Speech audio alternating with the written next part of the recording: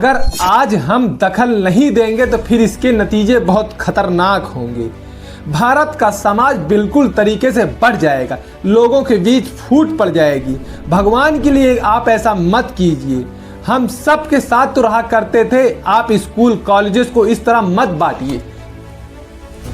यह शब्द किसी चाय की दुकान पर चर्चा का हिस्सा नहीं है।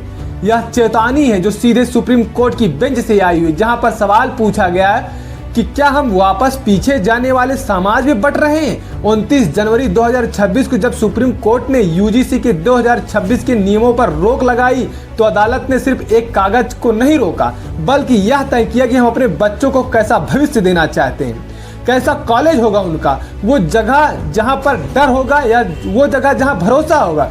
यह फैसला शिक्षा के भविष्य पर एक साफ संदेश है कि अगर सुधार के नाम पर दीवारें खड़ी की जाएंगी तो संविधान का दरवाजा बंद कर खड़ा रहेगा। विश्वविद्यालय वो जगह जहां देश का कल तैयार होता है, और अगर वहीं पर शक के बीज बो दिए जाएंगे तो भविष्य में भरोसा कभी नहीं रुकेगा।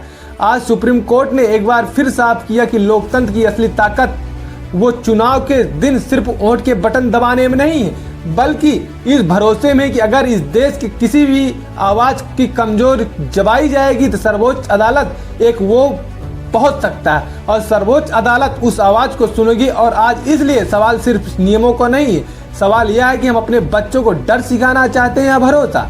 इस बार अदालत ने स्पष्ट कर दिया कि शिक्षा का रास्ता भरोसे से होकर जाएगा, क्योंकि डर के माहौल में बच्चे कभी आजाद नहीं, नागरिक कभी नहीं बन सकते। अदालत ने सिर्फ एक नियम को नहीं रोका, आज उसने यह तय कर दिया कि शिक्षा का भविष्य जो वो डर नहीं लिखा जाएगा, भरोसे से लिखा जाएगा। आप जानते हैं कि इस पूरे विवाद पर दरअसल सरकार और यूजीसी का यह कहना था कि 2026 वाले नियम उन छात्रों को ढाल बनेंगे जो सालों साल भेदभाव झेलते आए हैं। सरकार ने इसके पीछे लॉजिक दिया था कि कैंपस में सबको बराबरी पर लाना है तो कुछ कड़े और खास नियम बनाने होंगे। हो सकता है कि सरकार की नीयत बहुत अच्छी हो, सबको साथ लेकर चलने के, लेकिन बेंच फंसा था नियमों की भाषा और सुप्रीम कोर्ट ने इसी बात को लेकर उंगली उठाई। नियमों की भाषा जो बहुत धुंधली है, उलझी हुई है। कानून की दुनिया में जब तक भाषा साफ न होगी तब यह सिर्फ लिखने वालों की गलती नहीं है, बल्कि पावरफुल लोगों की मनमानी करने का भी मौका देती है। और इसलिए देश को सर्वोच्च अदालत ने सीधे स्पष्ट शब्दों में कहा कि असली सुरक्षा कभी भी उलझे हुए वादों पर नहीं टिकी है। जब नियम कानून के साफ नहीं लिखे गए हैं तो फिर उनका वही मतलब निकला जाता है जो कुर्सी पर बैठा अधिकारी चाहता है। सुप्रीम कोर्ट ने रेगुलेशन 31 और 31E जैसे हिस्सों को पढ़ा, उन्हें पहली नजर में लगा कि यह बड़ा गोलमाल है। बेंच को इसी बात की फिक्र थी कि अगर एक छात्र को यह पता नहीं होगा कि यह गहना जुर्म है और सुरक्षा की हद क्या है तो वह खुद को सुरक्षित महसूस करने के बजाय हमेशा डरा सहमा रहेगा।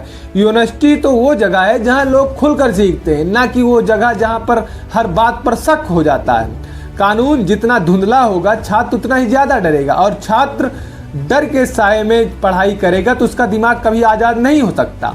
यह बात सुप्रीम कोर्ट ने आज स्पष्ट कर दी। यूजीसी के नियमों में भेदभाव के खिलाफ भी सुप्रीम कोर्ट ने आज एक बड़ा सवाल पूछा, वो सवाल जो हमारे रग रग में छूता है। कोर्ट ने पूछा कि क्या हम भेदभाव को इतना छोटा बना रहे हैं कि उसकी बाकी रूप में दिखाई ही नहीं पड़ते। जात पात के नाम पर होने वाले भेदभाव एक कड़वी सच्चाई, या सुप्रीम कोर्ट ने माना, लेकिन उसने पूछा कि क्या अपमान सिर्फ जाति की वजह से ही होता है? कोई अपनी भाषा की वजह से परेशान नहीं होता, कोई अपनी गरीबी की वजह से नहीं, कोई अपने राज्य की वजह से नहीं, कोई रंग की वजह से नहीं, कोई धर्म की वजह से नहीं।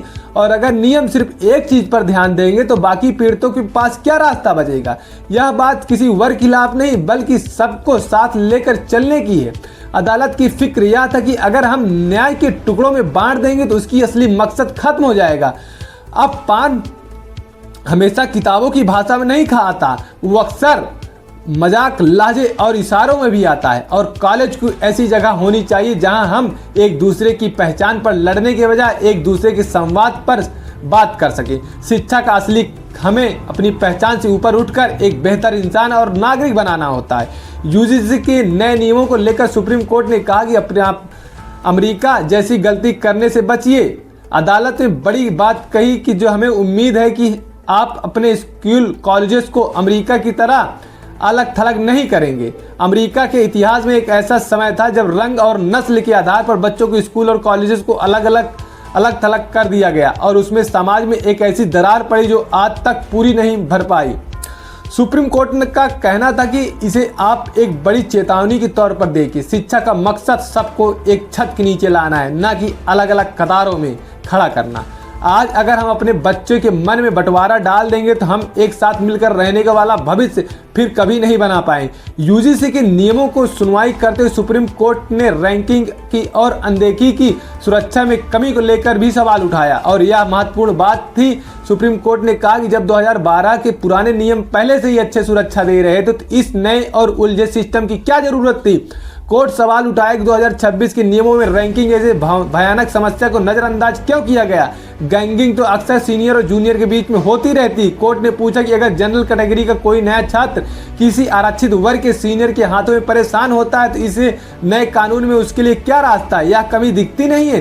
नियम जो बनाए सरकार ने वह एक तरफा थे, कमजोर थे। अगर कानून सबके लिए एक जैसा नहीं है तो वो न्याय नहीं बल्कि पक्षपात है। कानून में तरक्की का मतलब होता है कि वो पहले से ज्यादा साफ और असरदार बने, न कि ऐसा जो लोगों को आपस में उलझा दे। एक गलत नियम की कीमत हमेशा कोई मासूम छात्र अपनी चुप्पी, मानसिक तनाव और कई बार जिंदगी से भी चुकाता है। और आज इसलिए आज एक सवाल हम आपसे भी पूछ रहे हैं कि क्या आपको नहीं लगता कि कैंपस में सुरक्षा सबके लिए एक जैसी होनी चाहिए।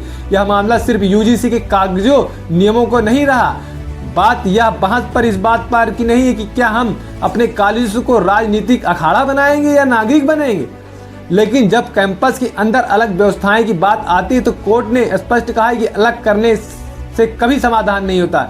यह दूरियां को हमेशा के लिए पक्का कर देता है। कॉलेजों के दिन ही वही समय होते हैं जब हम पहली बार घर से निकलकर अलग अलग तरह के लोगों से मिलते हैं। अगर उसी समय हम अलग अलग दायरों में बांट दिया गया तो हम एक साझा देश का हिस्सा कैसे बन पाएंगे।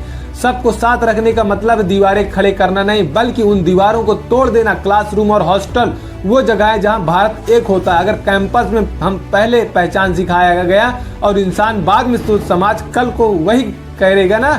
यह आने वाला कल के भारत के चरित्र की लड़ाई है। यह फैसला सिर्फ आज के छात्रों के लिए नहीं है, यह इस बात की लड़ाई कि कल का भारत कैसा होगा। विश्वविद्यालय में आज हम जो माहौल बनाएंगे कल हमारी संसद, अदालत, हमारी सड़कों पर दिखाई पड़ेगा। अगर आज का छात्र डर में पड़ेगा तो कल का नागरिक भी डर जाएगा। कल का नागरिक भी डर में ही बोलेगा और डर पर खड़ा समाज कभी भी एक मजबूत लोकतंत्र तो नहीं बन सकता। हमारे कॉलेज में काम डिग्री बांटना नहीं बल्कि ऐसा निडर इंसान बनना है जो सच के साथ खड़े हो पाए।